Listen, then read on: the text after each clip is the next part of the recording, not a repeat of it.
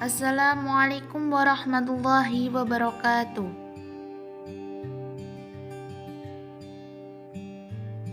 Kami dari kelompok 3 yang akan mempresentasikan tugas konsep dasar yang diampu oleh Ibu Ratnanila Puspitasari, MPD.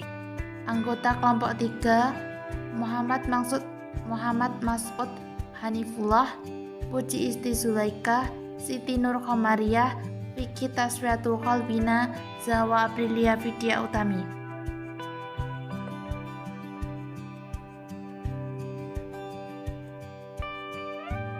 Kami di sini mengambil tema minat bermain, hakikat bermain, dan teori bermain.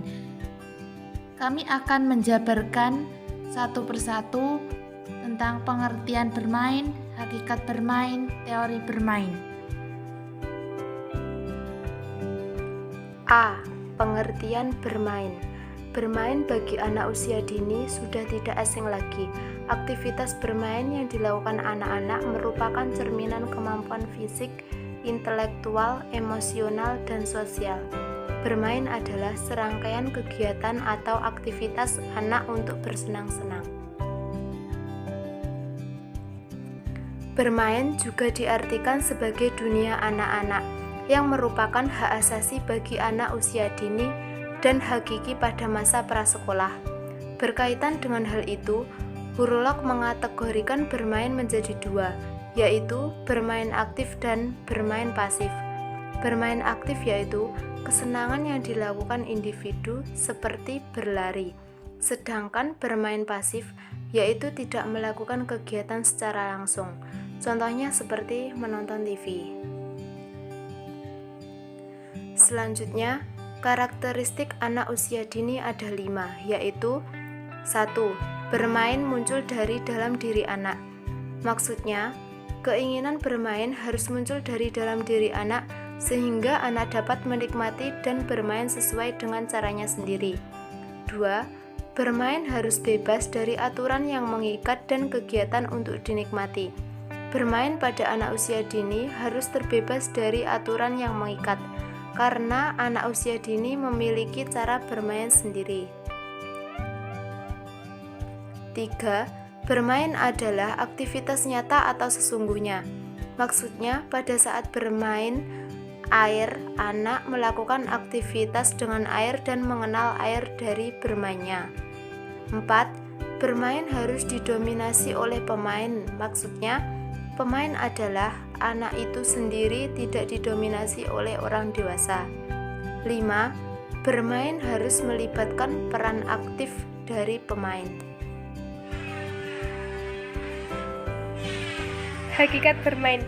Patron dalam Dockett dan Flair memandang bahwa bermain adalah sarana sosialisasi pada anak dalam proses perkembangan anak dalam berkonseplorasi, menemukan, mengapresiasikan perasaan, berkreasi, dan belajar secara menyenangkan. Bermain juga berfungsi sebagai referensi untuk memulihkan tenaga seseorang setelah lelah beraktivitas ataupun lelah dalam belajar.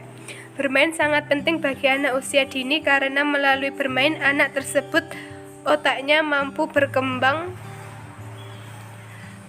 Adapun tahap perkembangan bermain menurut beberapa ahli, yang pertama yaitu Jan Piaget, permainan sensorik motorik atau kurang lebih 3/4 bulan atau setengah bulan. Kegiatan ini hanya merupakan kelanjutan kenikmatan yang diperoleh seperti kegiatan makan atau mengganti sesuatu.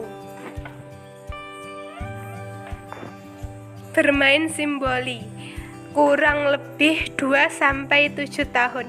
Pada masa ini anak lebih banyak bertanya dan menjawab pertanyaan, mencoba berbagai hal berkaitan dengan angka, ruang, dan kuantitas, dan sebagainya. Permainan sosial yang memiliki aturan atau kurang lebih 8-11 tahun. Pada masa ini anak lebih banyak terlihat dalam kegiatan games with rules, di mana kegiatan anak lebih banyak dikendalikan oleh peraturan bermain. Herlock, tahap penjajahan berupa kegiatan mengenai objek atau orang lain, mencoba menjangkau atau meraih benda di sekelilingnya lalu mengamatinya. Tahap bermain biasanya terjadi pada usia prasekolah. Anak-anak di TK biasanya bermain dengan boneka dan mengajaknya bercakap atau layaknya bermain seperti teman bermain. Tahap bermain biasanya terjadi dengan mulai SD. Pada masa ini jenis bermain dengan alat permainan yang berkembang menjadi games. Tahap melamun. Tahap ini diawali ketika anak mendekati masa pubertas, di mana anak mulai kurang berminat terhadap kegiatan bermain. Biasanya khayalannya mengenai perlakuan kurang adil dari orang lain atau merasa dipahami oleh orang lain. C. Teori bermain. Bermain pada awalnya belum mendapat perhatian khusus dari para ahli ilmu jiwa karena terbatasnya pengetahuan tentang psikologi perkembangan anak dan kurangnya perhatian mereka pada perkembangan anak. Salah satu tokoh yang dianggap berjasa untuk meletakkan dasar tentang bermain adalah Plato, seorang filsuf Yunani. Plato dianggap sebagai orang pertama yang menyadari dan melihat pentingnya nilai praktis dan dari bermain. Ada beberapa teori yang menjelaskan arti serta nilai permainan, yaitu teori rekreasi yang dikembangkan oleh Segeler dan Nazarus, dua orang sarjana Jerman di antara tahun 1841 dan 1884. Mereka menyatakan permainan itu sebagai kesibukan rekreatif, sebagai lawan dari kerja dan keseriusan hidup.